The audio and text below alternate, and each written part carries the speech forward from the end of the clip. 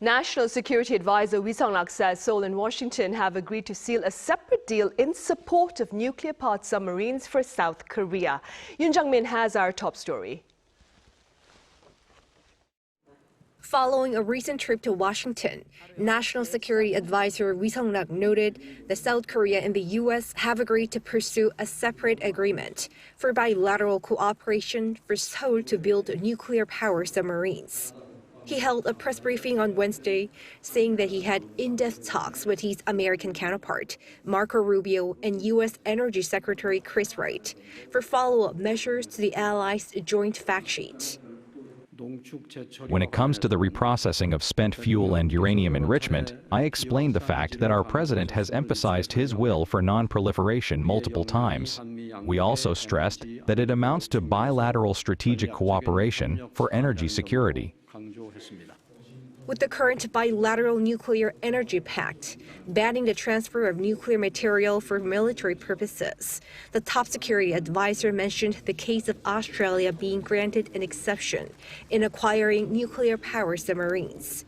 He also noted that Seoul does not consider securing highly enriched uranium to fuel a sub. Instead, it plans to use low-enriched uranium. A U.S. delegation will visit Korea early next year for working-level consultations to speed up the process. On top of that, resuming dialogue with North Korea was high on the agenda as he met UN Secretary General Antonio Guterres in New York. With various diplomatic opportunities in mind for the first half of next year, we discussed ways to cooperate with the U.S. to resume dialogue with North Korea.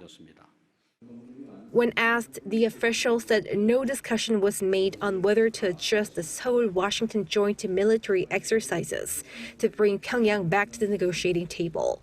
We also visited Canada and Japan in time for his U.S. trip, where he discussed defense partnership with Ottawa as Seoul seeks to take part in its diesel submarine project, and shared consensus with Tokyo on continuing the so-called shuttle diplomacy at the top level.